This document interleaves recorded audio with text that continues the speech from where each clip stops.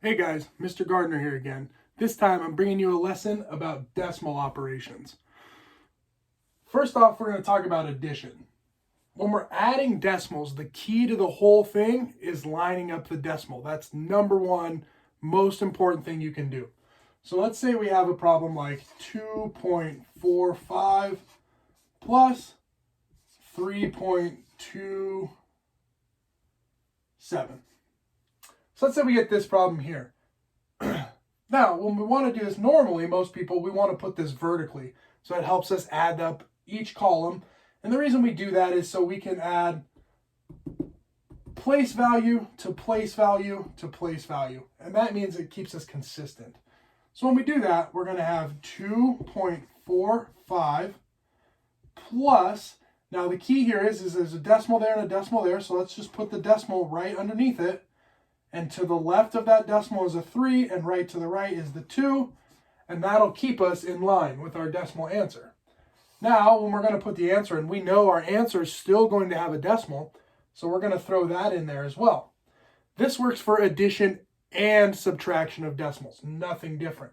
So if I'm doing this, I'm adding these up. I got 5 plus 7, that gives me 12. I got 1, 4, and 2, so that's 5, 6, 7. Okay, nothing to carry. I already have my decimal in, that's nice. 2 plus 3 is 5, and I get 5.72. So that's a really nice way to do it. Line them up, add them or subtract them the way you normally would, and that's going to bring you out the correct result with the decimal in the correct place so that your place value is there. Another way you can check it is really just see if your answer makes sense. If you line up things in the wrong area and then you look at your answer, sometimes you'll have way more whole numbers or you'll have too many decimals. You usually can tell by just looking at it and estimating from the original problem what your result should be around, close to. Okay. The next thing I want to talk about is multiplication. Multiplication is a little bit tougher. And in this case, it really doesn't matter if you line up the decimals because you're not really going to deal with them until the very end of the problem. So in this case, let's say we have 3.21 times 2.4. Let's say that's our problem. Again, we're going to align these vertically like you normally would. And really, you don't have to worry about the decimal at this stage.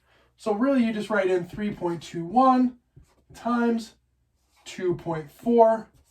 And that's how you'd set the problem up. Now, one thing you want to do, and I always do at this point, is I like to keep track of how many decimals are in the total problem. So if I look here, I have 1, 2, and 3 decimals. So 3 numbers that are behind the decimal point. Okay, so I'm just going to make note of that over here. I have 3 of them. We're going to use this at the end of the problem to bring the decimal back in to our product. So when I look at this, I got 4 times 1 is 4. 4 times 2 is 8. 4 times 3 is 12. Okay, again, so I didn't put any decimals in because at this step, it doesn't really matter. Next thing I'm going to do is I'm going to move over to the next place value. When I do that, when I'm doing this multiplication, I got to make sure to put a 0 in here to show that I've moved over a place value. So 2 times 1 is going to be 2, 2 times 2 is going to be 4, and 2 times 3 is 6. Now I'm going to add them up like I normally would. So 4, 8 plus 2 is 10, carry my 1. 1, 2, and 4, 3, that's 7. Now I'm going to, nothing to carry, so 1 plus 6 is 7 again. This is where I need to come back to this number here. It says 3, so when I look at that, I need to come from the far right side, and I need to move in 1, 2, 3 places and put that decimal back in. So my result is 7.704. Again, estimation is going to be your best friend here. If you look at this number, I've got about 3, a little over 3, and about 2.5, not quite 2.5, but close. And so we know 3 times 2.5 is going to be 7, okay, close to 7. Yeah, 7.5. So it'd be about 7.5. This is a little over 7.5, and that makes sense because this is over 3. If your decimal would have been here, you would have gotten 77. That answer doesn't make sense. If it had been here, it would have been 770. That really doesn't make sense. And if it had been here, it would have been 0.7704, which is way too small. All right, so there's another really good way to see where the decimal should be getting put back into the problem. The last thing we want to look at is division. So let's say we have a division problem that's like 10.5 divided by 0.25. Okay, let's say we have this problem here. Now, again, we normally don't divide horizontally like this. We normally use the algorithm. So the first number goes inside, and this number goes outside. Okay? So let's set that up. I've got 10.5 in and 0.25 out. Again, this algorithm does not work with decimals on the outside. We have to have a whole number out here. So to do that, you really are multiplying by a factor of 10.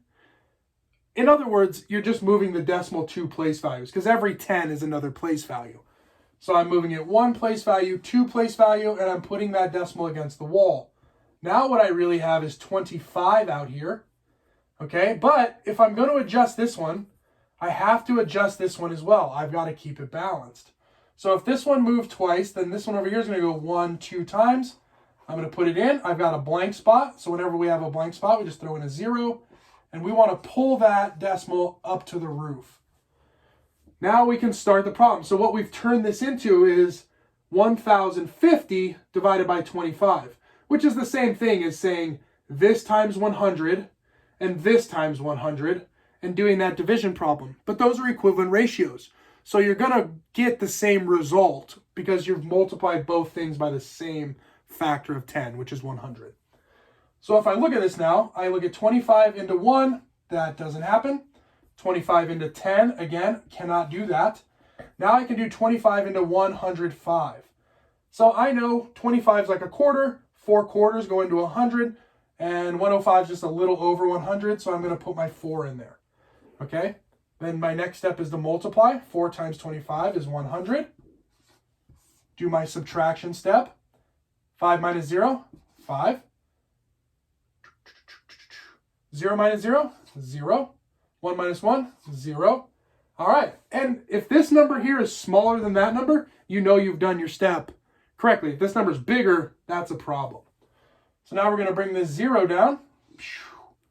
And we turn this into 50. So now we're going to see how many times does 25 go into 50.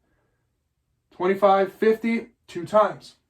Okay, again, just think about those quarters, right? How many quarters we need for 50 or 100, and that makes it really simple.